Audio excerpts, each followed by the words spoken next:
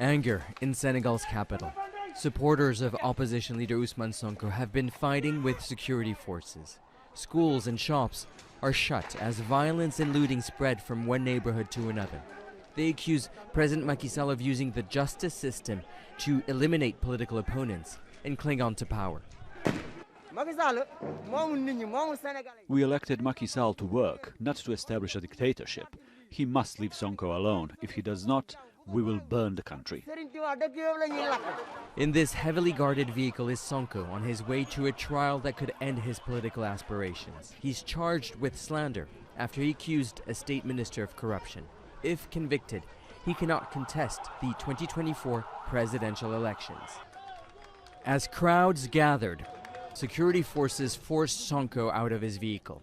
He says he was injured in the scuffle. The judge hearing his case has adjourned the proceedings because of Sonko's injuries. But the fighting on the streets continues. Moments ago, demonstrators stormed this supermarket in an upscale neighborhood. They tried to take drinking water, rice, vegetable oil. So much of these riots are driven by people who feel left out by the government. Despite a booming economy, inequality is growing.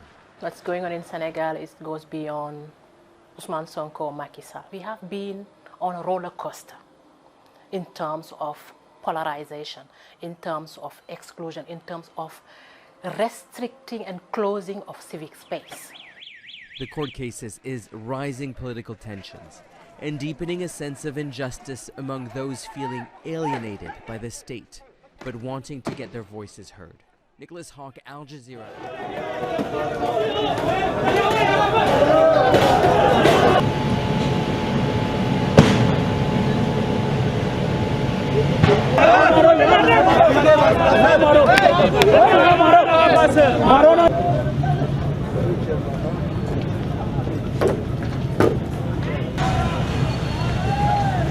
चल ठीक है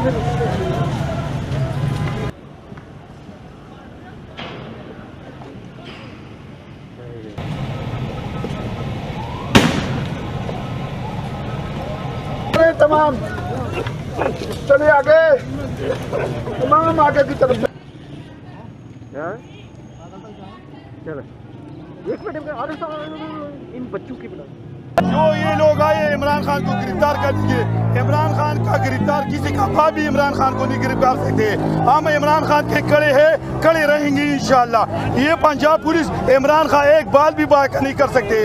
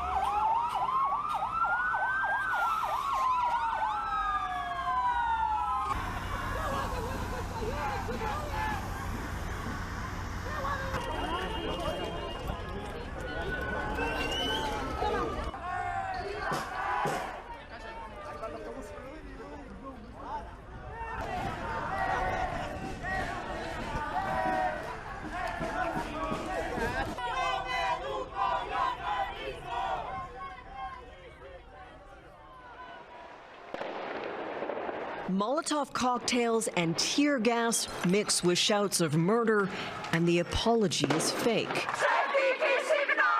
Students, rail union workers, and average citizens have been taking to the streets of Athens in the days since a horrific head-on collision between two trains.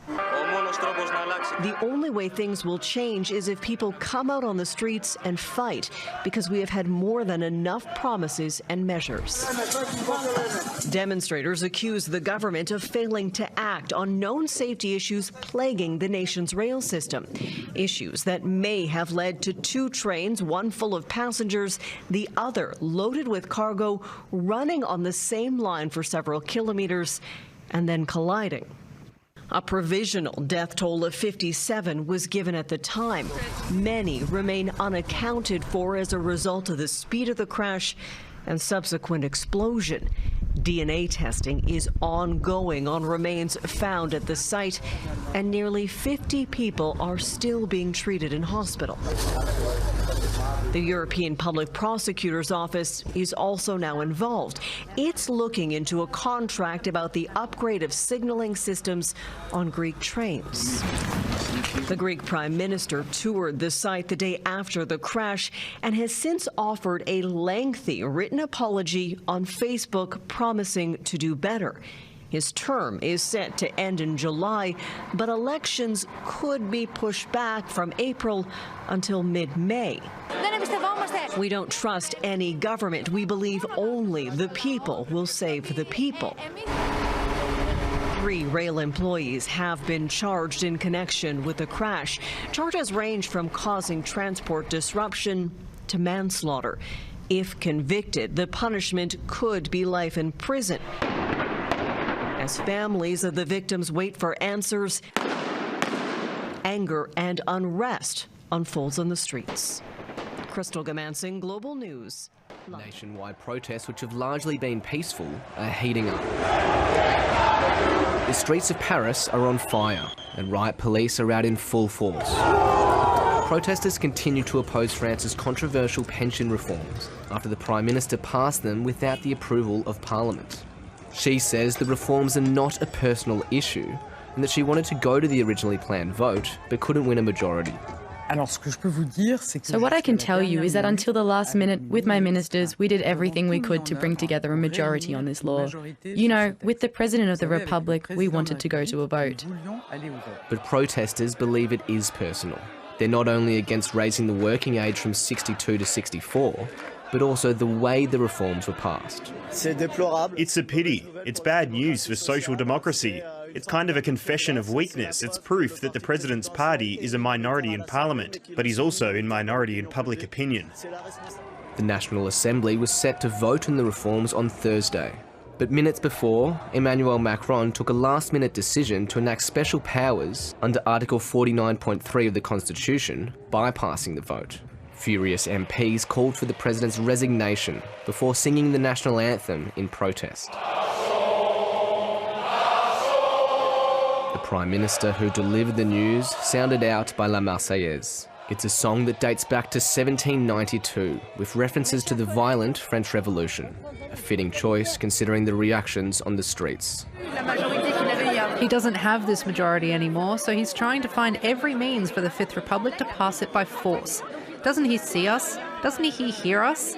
So I'm a little bit upset here. Workers have been striking across the country for the last 2 weeks, and they're showing no signs of slowing down.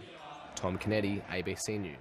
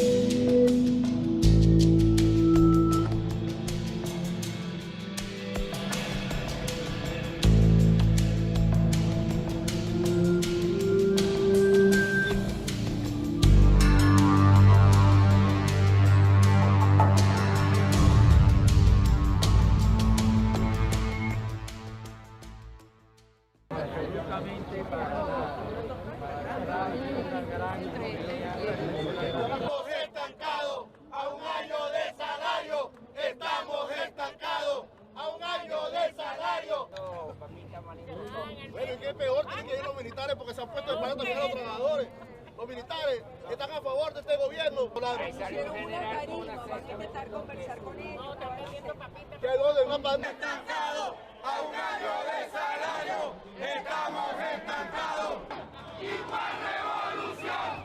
Si este gobierno es hambre, miseria y corrupción. Sinvergüenzas son pichones, son 4 bolívares los que nos... A un año de 130 bolívares de aumento de salario, no nos queda ya salario, nos queda $4. Y estos enchufados que están aquí defienden a un presidente, no defienden el salario. Nosotros defendemos el poder adquisitivo de los trabajadores. Si no hay poder adquisitivo, no se va a mover la economía.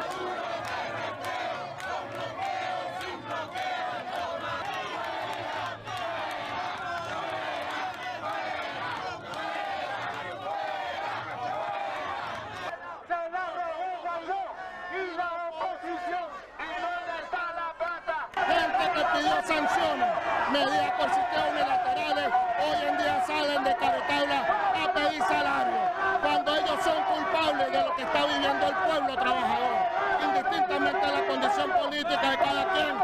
Esas sanciones y esas medidas coercitivas unilaterales afectaron al pueblo. ¡Victoria! ¡Victoria popular! ¡Victoria! ¡Victoria! ¡Victoria popular!